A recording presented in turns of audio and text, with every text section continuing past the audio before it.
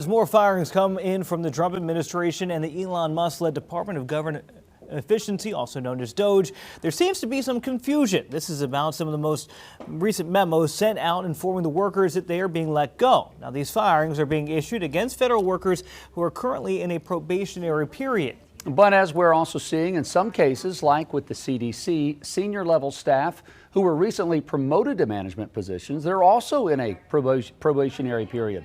The wording about these termination notices are also different, with some clearly saying the firing is without cause, while others are a little more vague.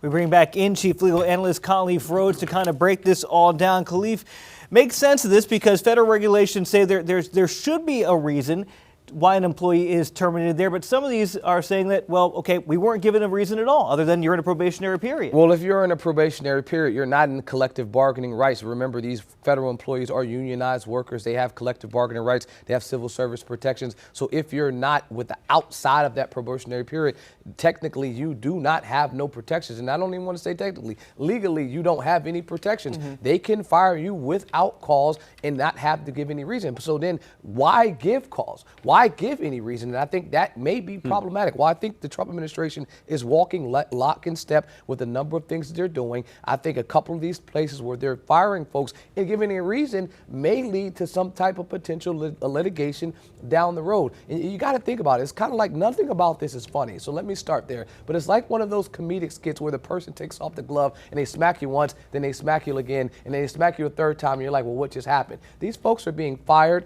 They're being fired. Now you're being told not only were you fired, but your job, you were subpar at the job that you were doing. And then also, you're not going to get a paycheck. So now you're going to have to figure out how you pay your mortgage, how you pay your tuition, how you take care of your kids. I mean, there's multiple different offensive things that are happening all within this process.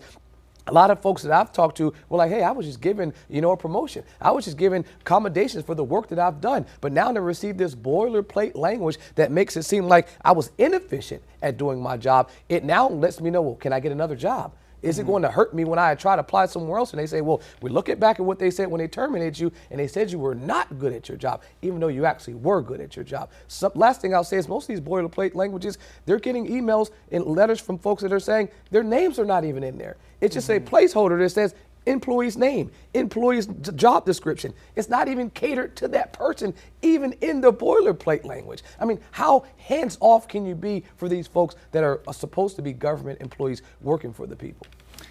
And that's tough because, there's the whole phrase, it's not personal, it's just business. And coming from the administration, you can see how, because clearly they haven't even stuck a name in there. It is just a fill in the blank. This is what's happening. But if you're the person who's being terminated, it is completely personal. It doesn't feel like business. So where's the fine line of going, yeah, it doesn't look pretty, but it can legally happen? Or is there some retribution? Well, I think in a couple of things. Let's start with this. Harrison Fields said the other day, this is the White House spokesperson, that President Trump was sent back to the White House with a mandate from the American people. What I would make an argument that 50% of the folks that support him, 50% of the other population, that's the numbers, supported the other candidate. So you would think, even not being a mathematician, that some of those folks that supported him are government employees that are now losing their jobs. And so I think for the folks that received a letter that said you were losing your job because your skill set, your abilities didn't meet the job requirement, and you have a record, you can show that I've got, 5 out of 5 on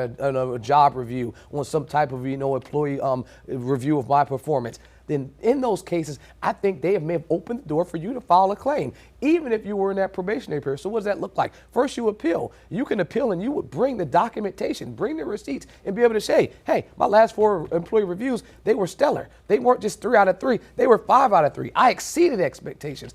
So then how do you make balance of those two things? I think that's what you do. And if you are then still terminated, then you will go outside of that and say, look, I'm going to take this to court and file a complaint. I think in those instances where they have given people a written letter to show that they have, failed to meet standards, I think there'll be a number of lawsuits in those cases. All right, remains to be seen what happens. Khalif, thank you. We'll have you back again in our 9 o'clock hour.